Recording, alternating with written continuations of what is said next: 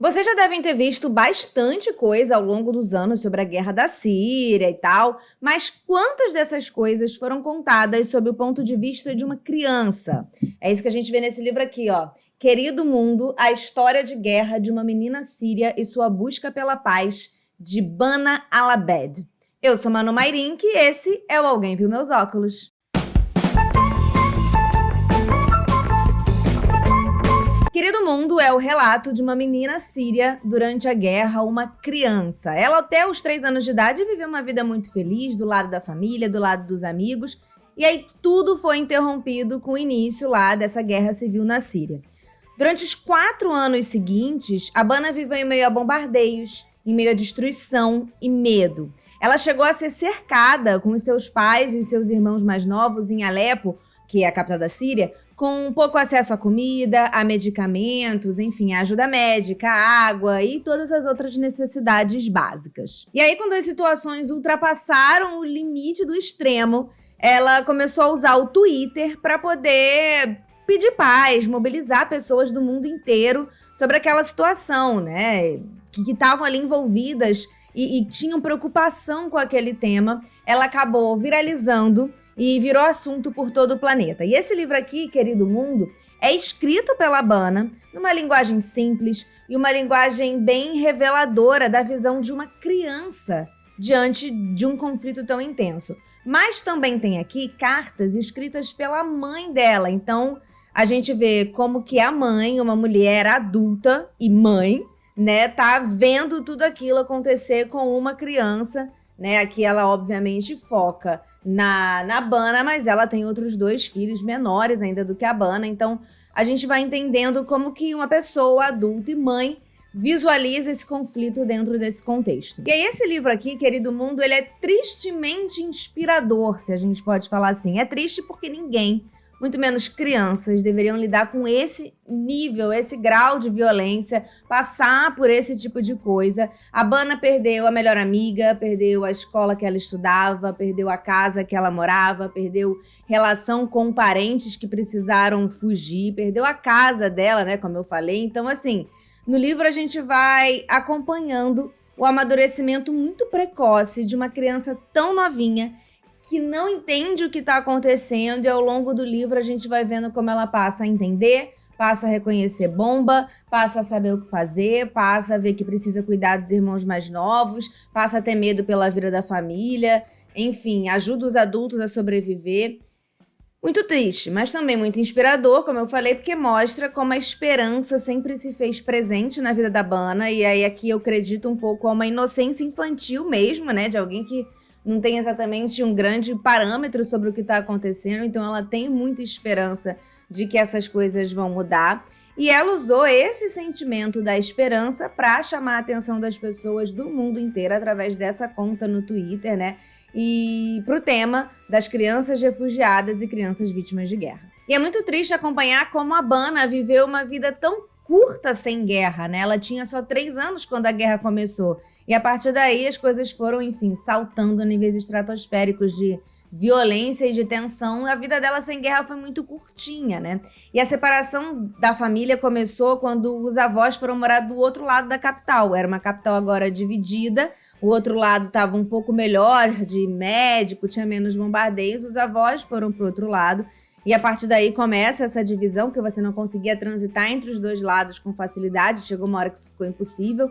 Então você começa, eles estão ali tão perto, mas você não pode visitar. Assim começou a separação dessa família. Depois os tios dela foram embora para o Egito, depois que eles foram sequestrados na rua, porque, enfim, a guerra tinha 2 lados, e se você não se declara de um lado, um entende que você tá do outro e pronto. Então sequestraram eles nas ruas para pedir esclarecimento e tudo mais. Então depois desse medo, eram tios bem jovens ainda, e aí eles foram embora pro Egito, fugidos também, refugiados.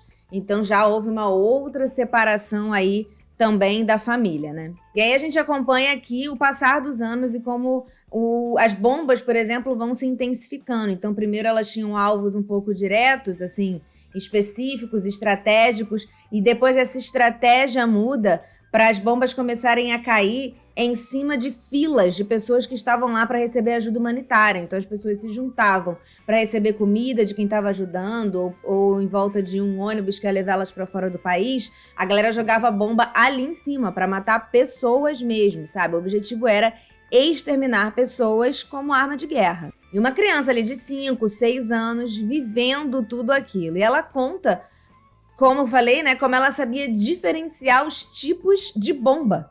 E aí o que ela precisava fazer dependendo de cada bomba que era jogada. Se ela precisava fugir rapidamente, se ela precisava sair de casa, se ela podia se esconder debaixo da cama, se precisava ir pro porão do prédio, enfim.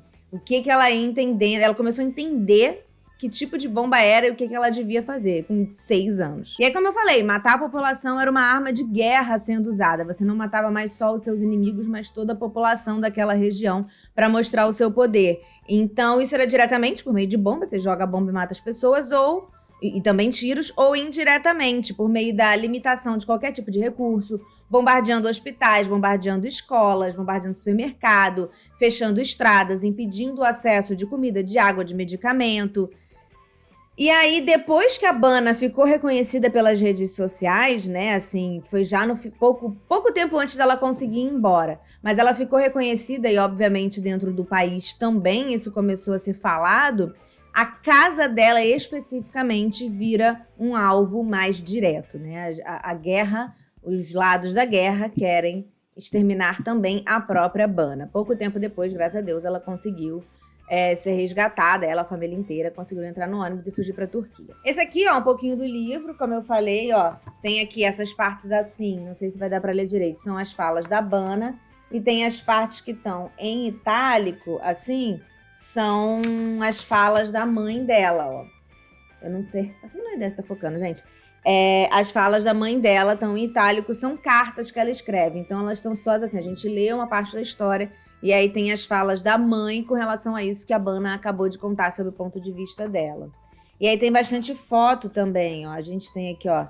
É muito triste, ó. A Bana em Alepo, a cidade bombardeada.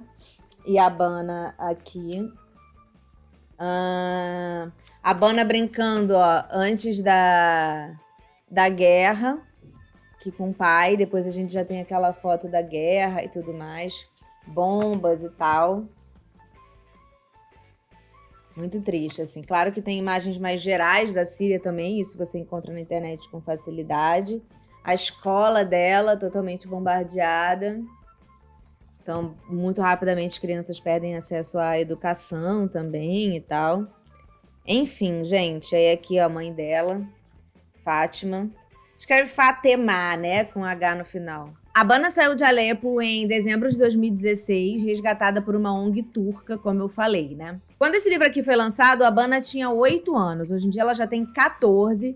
De vez em quando ainda atualiza o Twitter. Inclusive, dia desses ela botou um esporro no Elon Musk lá. Achei bem interessante. Por causa do negócio do verificado e tal. E ela é uma figura que ganhou proeminência e importância no Twitter, ainda muito novinho. O Twitter era uma ferramenta muito importante para ela. Hoje em dia ela posta muito pouco, né? Assim, o Twitter realmente foi usado como um pedido de ajuda. Viveu ali aquele momento de fama depois que foi resgatada também. Lançou o livro. Hoje em dia, ela tem 14 anos, publica muito pouco. Inclusive, eu vi que tinha uma história, antes dela ser resgatada, de que vários países e lugares e pessoas achavam que ela não existia, que era uma conta fake, que era tudo uma grande mentira, que ela não existia. Bom, tá cheio de foto aqui, né? Tudo me parece bem real, né? Mas acho que era uma história realmente de antes dela ser resgatada. Depois que ela foi resgatada, acho que ela provou a sua própria existência. Enfim, um dia desse ela até colocou, agora, como eu falei, com 14 anos, que o sonho dela é estudar em Oxford, que ela vem estudando bastante, já tá fazendo as provas prévias, né? Que tem umas provas que você faz, um dos modos de entrada, me parece que é provas que você vai fazendo por ano, assim, né? Quando você é novinho, tá vindo direto da escola.